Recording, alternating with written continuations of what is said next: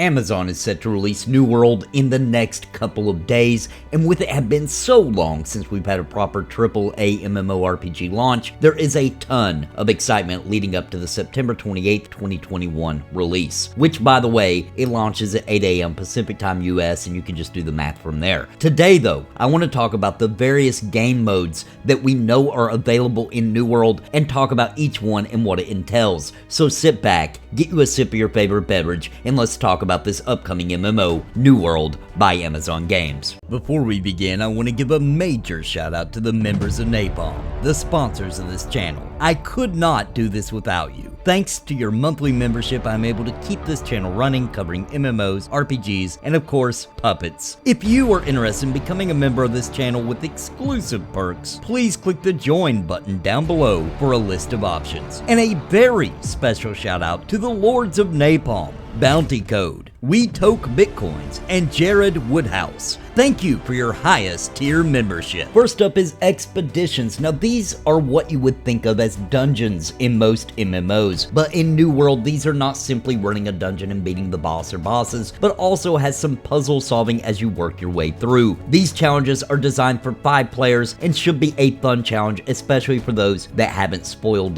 them yet and get to learn them on the fly. Also in these expeditions, it looks like much of the story and lore secrets will unfold, such as the source of corruption, the angry Earth's ulterior motives, and the deeper menace behind the lost, and delving into the secrets of the ancient guardians. To quote the official website, Amazon is promising challenging battles that require team coordination. They have 3 main pillars they're trying to accomplish here. Let's take a look at those. Number 1, Attainable social experience, requiring 3 to 5 players to complete. Not a big fan of the 3 to 5, but you know, I'll take what I can get at this point. And balanced around the recommended level, it is expected that players form groups and then have to work together to overcome the challenges, solve the puzzles, and battle monstrous bosses. Number 2, new PvE experiences. So from the mechanics to the boss fights to the special dungeon loot only found in these expeditions, and each expedition having their own special loot, they are hoping that the expeditions create a change of pace from the more open world activities found in the rest of the game. Number 3, unique and engaging. Each expedition tells a unique story, and they are going for each to feel completely different. They're incentivizing exploration and players who conquer them with unique loot as well, and they promise there to be expeditions spread out throughout the world of New World. They say they aren't just increasing the enemy difficulty, but the mechanics and puzzles are going to vary, along with the stories, of course, in each one as well. This also includes that, of course, AI will change and loot tables will as well. The 2 expeditions that we are made aware of at this time are the Amrine Excavation, a dig site to the west of the Amrine Temple, where famed archaeologist Simon Gray has been missing for some time. The players must step into the depths and uncover Simon's fate and discover what happened to the ancient technology that they found there. Also, the Garden of Genesis. Suvivalist Ellwood discovered a garden where the angry Earth are born from. The garden has been infected with the blight, and the blight, if left undisturbed, will leach out the garden and threaten all of the world. Players plunge in to face off against the garden's protectors and try to penetrate the nursery's primordial heart, purge the blight, and begin the garden's restoration. These 2 were available in the alpha, and players overall seem to enjoy them, but Amazon has retweaked these for launch, and I'm really hoping for some real challenge and mechanics in these that the community needs to figure out. Now obviously many of these things have been spoiled, but I've managed to not spoil for myself so I can enjoy the content in an organic kind of way. Let me know what your thoughts are on expeditions down below. It is worth mentioning that these 2 are not the only expeditions in the game, or at least it better not be when it launches, so we will be discovering the others, as well as Amazon does also have the promise to continue adding more to the list over time post-launch. Next up we have the Outpost Rush. This is an endgame mode that mixes in PvP with PvE. It's where 2 teams, each with 20 players apiece,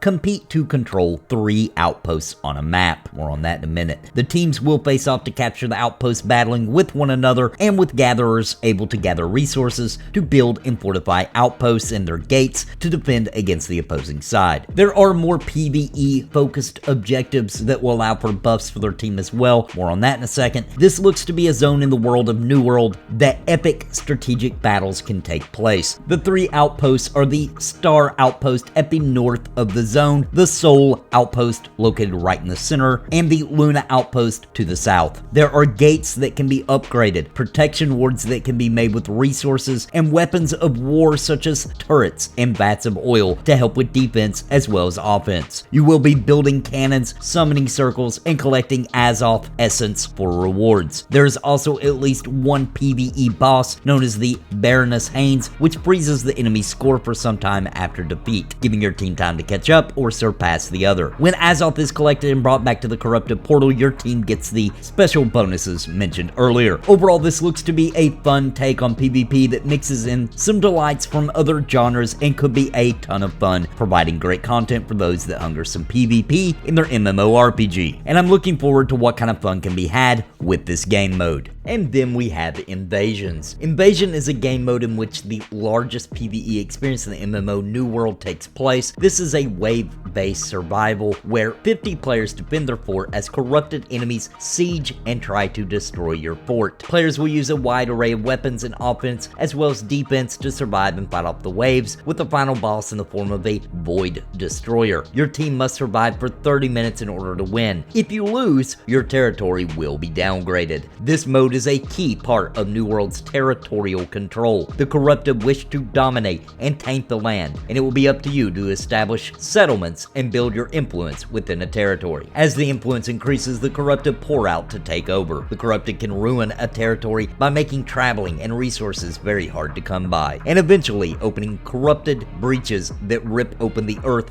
and flood the area with foul creatures. Once the corrupted begin to lay siege to your forts, it's time for an invasion. It is said that these invasions, although could vary, will happen roughly every 4 days, giving guilds or companies a reoccurring fun activity to look forward to. Now let's talk about the mechanics of the invasions. First up is joining. So the defense army is 50 players. As mentioned before, you can sign up for it 1 day before it happens. This will be done at the settlement's town board. The governor of this territory can also hand select 10 players, and the remaining 40 come randomly from those that signed up. This is a late game mechanic and is designed to be level 50 or higher to join. The governor also needs to be level 50 or better before the invasions can happen. There will be a notification shortly before it begins, and just make sure you are logged in and prepared. You will be teleported straight to the battlefield as it begins. Number 2 is preparation. Once at the battlefield, you will be given 50 battle tokens. You can purchase various things to help, such as potions, traps, ammunition for turrets, etc. Once the invasion starts, you have a limited time to gain access to the armory to get these items before the attacks actually begin